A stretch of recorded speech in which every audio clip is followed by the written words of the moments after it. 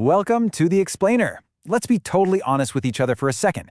We're tackling a ridiculously relatable problem today: why we seem to lose absolutely all of our intelligence the exact second our emotions spike. It happens to literally everyone, and today we're going to break down exactly why it happens and, more importantly, how to stop it. So, picture this. You're right in the middle of a really heated argument. The tension is incredibly high, your heart is just hammering in your chest, words are flying back and forth at lightning speed, and then bam, it happens. Have you ever said something so incredibly stupid in that heat of the moment that you regretted it the very second it left your mouth? It's basically like your brain just short-circuited. For a few highly regrettable minutes, your IQ literally plummeted to absolute zero. Look, if you've ever felt this way, don't worry, you aren't imagining things. Psychology actually proves that you simply cannot be smart and highly emotional at the exact same time. It's a biological impossibility for both of those systems to peak at once. Okay, let's dive into this. Think of this as your strategic mission briefing to reclaim control of your mind. We're going to cover 1. The logic gap explained. 2. The 3-second pause. 3. Shifting to neutral language. 4. Metacognition. And 5. Systems over feelings. Let's kick things off right at the beginning with Section 1. The logic gap explained. It's all about survival versus reason. The very first thing you've got to understand is that your brain operates as a hierarchy. During a stressful moment, there is a literal biological battle happening for control. On one side, you've got your executive function. When you're totally calm, this system is the boss. It handles your planning, your reasoning, and complex problem solving. But on the flip side, we have survival mode. See, the human brain evolved to respond extremely fast to threats, not to process emotions wisely. So the absolute second you get angry, stressed, or even just overly excited, your brain shifts entirely into survival mode. Those emotional impulses forcefully hijack the thinking, reasoning part of your brain. So how on earth do we stop this evolutionary override? Well, that brings us to Section 2, the 3-second pause. This is how we start bridging that gap. The magic trick here is a concept called cognitive inhibition. Basically, it's your ability to create a tiny mental gap between feeling an emotion and taking an action. That little gap is what allows your reasoning to step in and override the impulse. Look, most people react first and think later, right? And by doing that, they're essentially letting their emotions drive their intelligence completely off a cliff. But people with extremely high IQs, they share this one distinct habit that most folks just don't do consistently. They pause. True, smart thinking doesn't happen during that initial explosive reaction. It actually begins right after this crucial pause. Let's break that pause down second by second.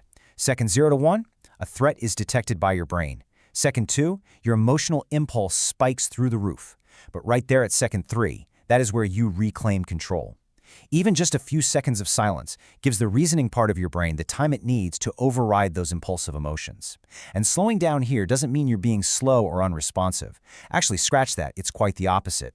You are actively redirecting your mental energy toward control instead of just feeding into the drama, which perfectly sets up the second biological trap we fall into. And that's Section 3, shifting to neutral language. It's time to drop the drama. The way we talk to ourselves internally during a crisis can instantly tank our intelligence. There is a massive, stark contrast between emotional and neutral thinking. Think about emotional language. Internal thoughts like, oh, this is a total disaster, or I absolutely hate this, or why does this always happen to me? That is low IQ thinking. It actively cranks up your stress levels and physically blocks your brain's ability to problem solve. High IQ, neutral language, on the other hand, frames that exact same situation simply as inconvenient, or maybe just something to adjust. It's simple math. Less drama directly equals more intelligence, because using neutral words actively keeps your brain's reasoning mode turned on. But hey, we also have to address the elephant in the room, our egos. Which leads us to Section 4, metacognition. This is the ultimate battle of ego versus accuracy. You'll find that the smartest people out there use a really powerful psychological tool called metacognition, which is honestly just a fancy, highly scientific way of saying thinking about your thinking. Psychology heavily backs this up. Rigid minds stay stuck, while flexible minds learn and adapt so much faster. Rather than fiercely defending a bad opinion just to protect their pride, highly intelligent people use metacognition to almost step outside themselves.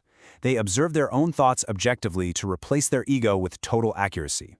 Flexible minds do this by asking themselves very specific, pointed questions. Things like, what if I'm wrong here? Or what hard evidence do I actually have to support this? Instead of trying to be right at all costs, asking yourself these exact questions instantly neutralizes that emotional reasoning.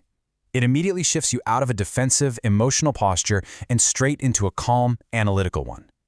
This is a massive component of real-world intelligence because it zeroes in on exactly how we go about making our daily decisions.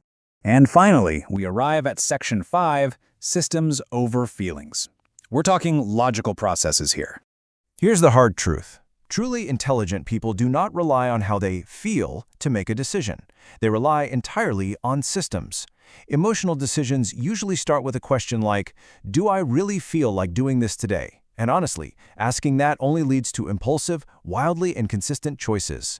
On the flip side, logical processes involve fixed plans. With a fixed plan, there is absolutely no argument and no delay permitted. You just do it. This brings us to a concept called implementation intentions. These are defined as fixed plans that turn an action into an automatic habit.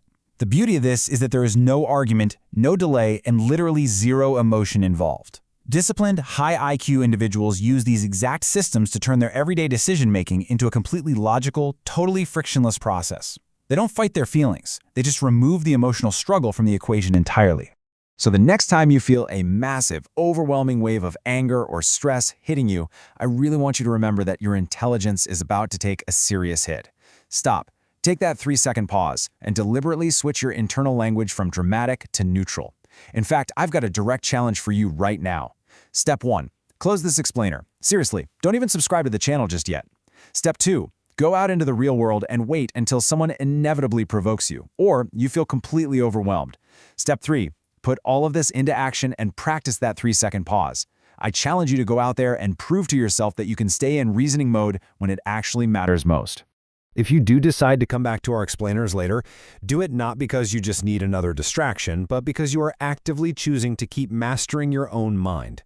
Real intelligence isn't loud, it's perfectly controlled. So, I'll leave you with this. The next time your emotions threaten to completely take the wheel, who are you going to let do the driving? See you next time.